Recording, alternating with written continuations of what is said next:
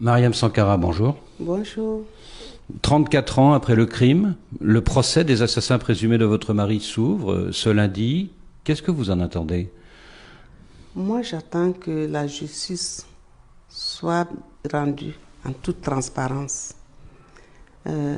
J'attends, comme les familles des autres victimes de ce 15 octobre, de connaître la vérité et que les accusés nous disent qui a fait quoi, afin que nous, les familles, le peuple burkinabé et l'opinion publique internationale soient édifiés sur ces assassinats qui ont complètement bouleversé la vie des familles et marqué le Burkina aussi.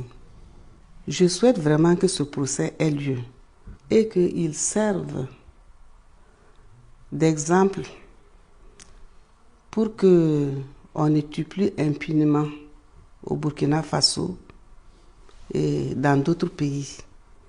Et il faut aussi que la culture de l'impunité et les violences politiques qui sévissent en Afrique, dans certains pays d'Afrique, malgré les démocraties de façade, il faut que ça s'arrête définitivement.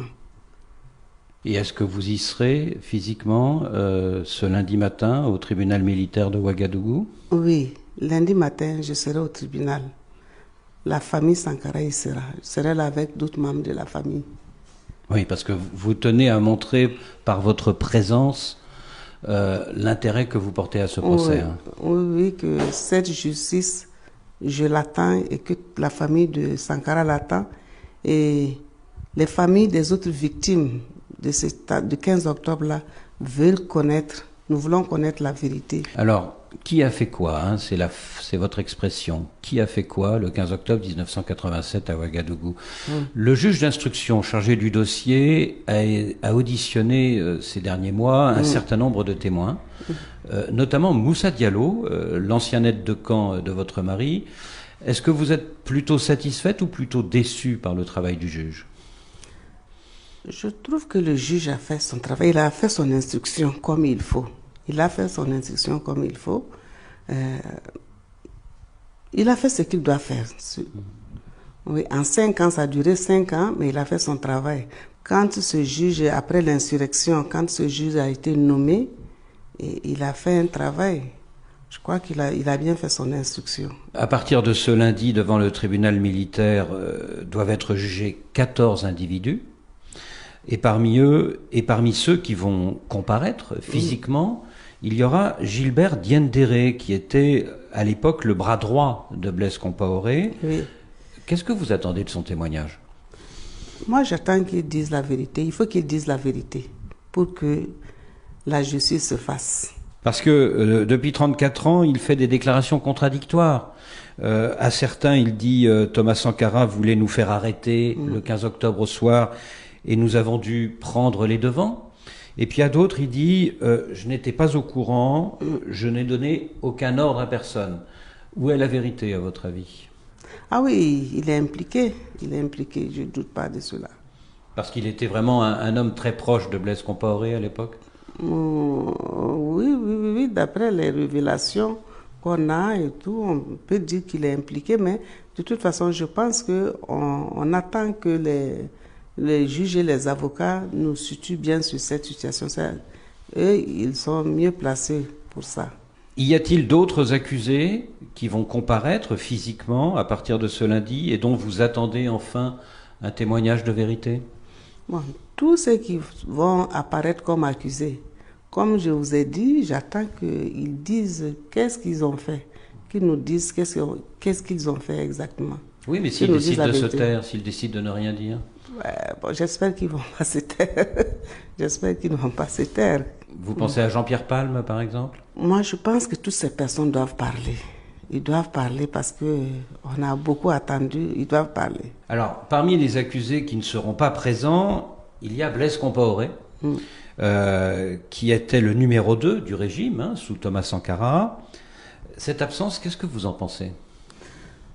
Moi, je regrette. C'est regrettable. Parce que pour avoir été responsable, même du pays, il devrait assumer ses actes. Il doit assumer ses actes parce que fuir, ça ne résout pas les problèmes. Il va fuir pendant combien de temps? Il faut qu'il ait le courage d'assumer ses actes et de répondre à la justice burkinabé. Dans une lettre rendue publique il y a quelques jours par ses avocats, il dit que loin de tourner le dos à ses responsabilités, il appelle de ses vœux l'union nationale contre le terrorisme via la réconciliation nationale au nom des valeurs supérieures du pays.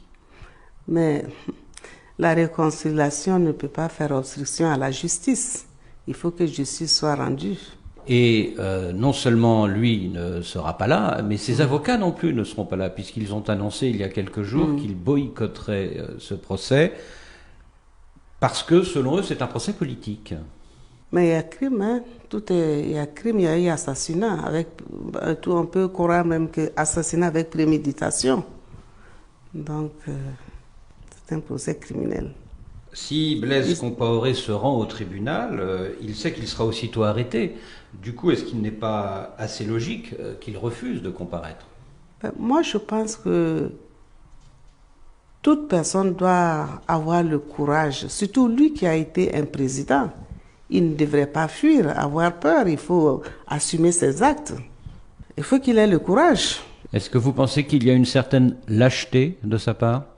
Tout laisse croire que ne pas répondre, changer de nationalité, essayer de se dérober, c'est pas... Qu'est-ce que vous voulez que je dise? Je pense que c'est pas courageux.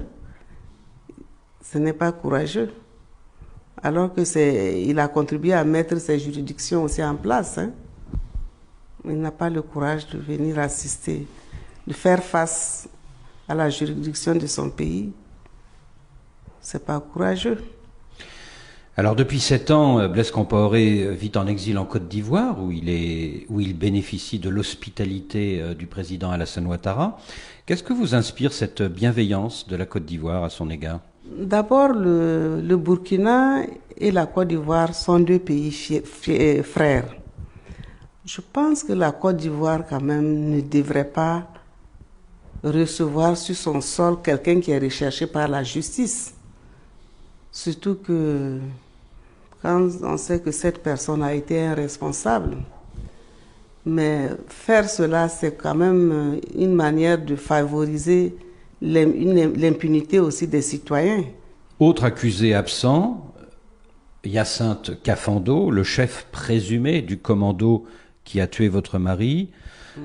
Est-ce lui aussi un homme dont vous attendez qu'un jour il parle? Oui, ils doivent parler, même s'il fuit, il doit parler, mais il doit parler, parce que surtout qu'il est présumé être tout ce qu'on lui attribue. Il faut qu'il parle un jour. De toute façon, ce procès va se faire, même si ça se fait par coutumance pour eux, mais un jour ou l'autre, il faut bien qu'il rentre dans le pays. Alors, lui aussi, Hyacinthe Kafando est sans doute réfugié en Côte d'Ivoire. Est-ce que les autorités ivoiriennes pourraient faire plus pour que Blaise Compaoré et Hyacinthe Kafando acceptent de comparaître? Je ne sais pas. Qu'est-ce qu'il peut faire? Je ne sais pas. Il devrait quand même les laisser aller. Parce que comme je dis, hein, c'est les garder, c'est favoriser, cautionner l'impunité des gens, ce qui n'est pas bon pour la Côte d'Ivoire. Depuis 34 ans, Mariam Sankara, beaucoup de Burkinabés et d'Africains soupçonnent le président ivoirien Félix Houphouët-Boigny d'avoir été le vrai commanditaire du coup d'État du 15 octobre 87 contre votre mari. Est-ce que vous partagez ces soupçons? Je pense qu'il devait être dans le complot quand même, après tout ce qu'on dit. Parce que vous savez que la politique qui se passait au Burkina, la révolution n'était pas appréciée par beaucoup de pays aux alentours. Donc beaucoup de choses étaient faites pour déstabiliser le régime. Je ne peux pas dire qu'il n'y est pas pour quelque chose. Mais on attend que la justice, on souhaiterait en tout cas, je souhaiterais que la justice le prouve. justement. Alors depuis 34 ans, beaucoup se demandent également si le président français de l'époque, François Mitterrand, qui était un homme très proche de Félix Houphouët-Boigny, n'a pas trempé dans le complot. Quelle est votre conviction à ce sujet? C'est dans ce sens même que on a demandé la déclassification des dossiers classés secret défense. Bon, à ma connaissance, je pense que cette partie de l'instruction n'est pas encore finie.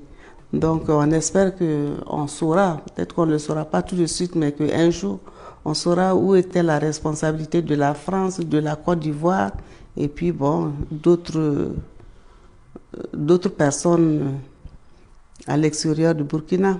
Il y a 4 ans, en effet, le jour de son discours de Ouagadougou, Emmanuel Macron s'est engagé à déclassifier tous les documents français concernant le coup d'État de 1987 et à les fournir à la justice burkinabé. Et depuis 3 lots d'archives sont arrivés à Ouagadougou. Est-ce que cela a déjà permis d'avancer ou pas?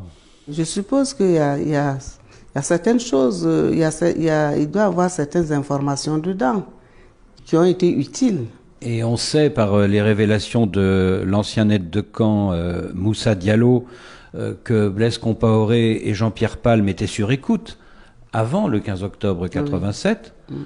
Or, le lendemain de l'attentat, de bonnes sources, on apprend que plusieurs spécialistes français ont débarqué à Ouagadougou pour effacer ces écoutes téléphoniques, pour donc disculper les éventuels auteurs du coup.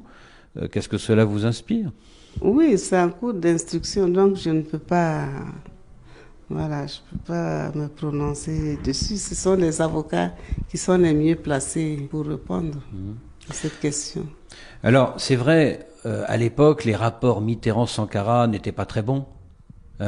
Mais pensez-vous que l'ancien président français aurait pu aller jusqu'à participer à une opération d'assassinat de votre mari? Moi, je ne peux pas répondre à ces questions parce que comme les enquêtes ne sont pas finies, c'est-à-dire que je vais rester dans l'attente comme tout le monde. Mais vous n'excluez pas que les Français aient participé au complot, hein? Ben oui, ça, on attend que ce soit dit. Bon, on pense que quand même la France n'est pas neutre. Pour le président burkinabé d'aujourd'hui, Roch Marc Christian Kaboré, la priorité de son deuxième mandat, c'est la réconciliation. Et pour cela, il va organiser l'année prochaine un grand forum. Est-ce que vous craignez que la réconciliation prime sur la justice? Je ne souhaite pas, comme j'ai dit, la réconciliation, et cette réconciliation ne doit pas faire obstruction à la justice. En tout cas, l'important pour moi, il faut que la justice soit rendue. Il faut que la justice soit rendue avant toute forme d'entente, de réconciliation. Il faut que la justice soit d'abord rendue. Est-ce que vous craignez un procès qui ne serve à rien, sinon à purger le passé pour justifier l'an prochain un éventuel retour en toute impunité de Blaise Compaoré à Ouagadougou? Ben, c'est possible. C'est pourquoi je souhaite que cette justice soit rendue avec transparence. Et je ne souhaite pas que ce soit un procès qui soit fait pour la forme, pour réhabiliter qui que ce soit. Non. Je pense que les Burkinabés attendent, une bonne partie des Burkinabés attendent la vérité, attendent la vraie justice. Mariam Sankara, c'est ma dernière question. Voilà 34 ans que vous attendez la vérité. Est-ce que vous pensez que le temps a déjà tout effacé, que c'est fichu, ou est-ce que vous pensez au contraire qu'on peut encore connaître la vérité? On peut encore connaître la vérité. On peut encore connaître parce que moi je fais confiance à la justice qu'ils ont fait un travail. Mais si on a fixé cette date du 11 octobre, ben je pense que les conditions sont réunies pour qu'on aille à la vérité. Je vais croire et espérer. Et je compte sur les Burkinabés, sur l'opinion mondiale pour que on nous soutienne encore dans cette justice afin que ce ne soit pas une justice de façade, que ce soit une vraie justice faite en toute transparence pour que la vérité éclate. J'espère, je souhaite. Pour vos enfants? Et pour mes enfants, pour ma famille, pour les Burkinabés. Nous attendons que la vraie justice soit rendu. Mariam Sankara, merci. Je vous en prie, merci.